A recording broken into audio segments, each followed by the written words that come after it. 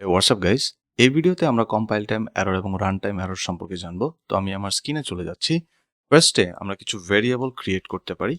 So integer a is equal 10 into b equal 5, I mean 5 আমি b এর মধ্যে assign করতেছি। আরেকটা ভেরিয়েবল ক্রিয়েট করতে পারি স্ট্রিং টাইপের, string name learning approach. So learning approach বেশ কয়েকটা ভেরিয়েবল আমি ক্রিয়েট করলাম। এখন জাস্ট আমি এই নেমটাকে প্রিন্ট করতে যাচ্ছি জাস্ট। সো লেটস সে আমি এখানে নেমটাও অ্যাসাইন করলাম, বাট কোনো কারণে আমি এখানে সেমিকোলনটা দিতে ভুলে গেছি। দ্যাট মিনস এটা একটা সিনট্যাক্সের এরর, এবং এইখানে আমাদেরকে কিন্তু বলতেছে, এখানে যদি আমরা হোভার করি তাহলে কিন্তু আমাদেরকে বলবে যে এই ফাইলটার মধ্যে একটা প্রবলেম আছে। এই যে আমাদেরকে দেখাচ্ছে কিন্তু যে ফাইলটায় একটা প্রবলেম আছে, one problem in this file. So যখন সিনট্যাক্সের কোনো এরর থাকে তখন সেটা হচ্ছে কম্পাইল টাইম এরর। সো আমরা জাস্ট এখানে সেমিকোলনটা দিলেই আমাদের কম্পাইল টাইম এররটা চলে যাবে।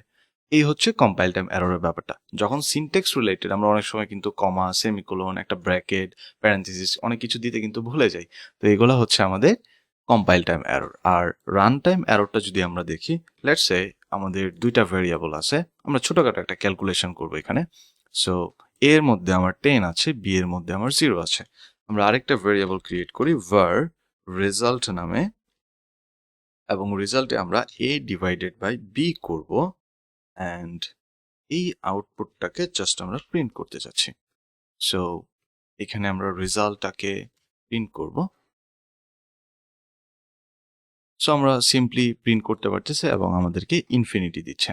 আমরা যদি এরকম করতে চাই, এখানে ট্রানকেটিং ডিভিশন অপারেটরটা ইউজ করতে চাই, আমরা এখানে ফার্স্টে ডিভাইড করব এবং ডিভাইড করার পরে যে ভ্যালুটা বা যে আউটপুটটা আসবে সেটাকে আমরা ইন্টিজারে কনভার্ট করব। তখন ইনফিনিটি আমাদের আউটপুটটা আসতেছে। ইনফিনিটিকে কি আমরা আবার ইন্টিজারে কনভার্ট করতে পারবো? ডেফিনেটলি না। তার মানে আমরা বুঝতে পারতেছি এখানে একটা এরর জেনারেট হবে।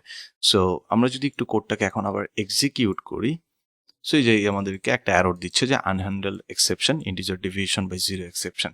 সো এই এররটা হচ্ছে রান টাইম এরর। সো আশা করি আপনারা কম্পাইল টাইম এরর এবং রান টাইম এরর সম্পর্কে বুঝতে পেরেছেন।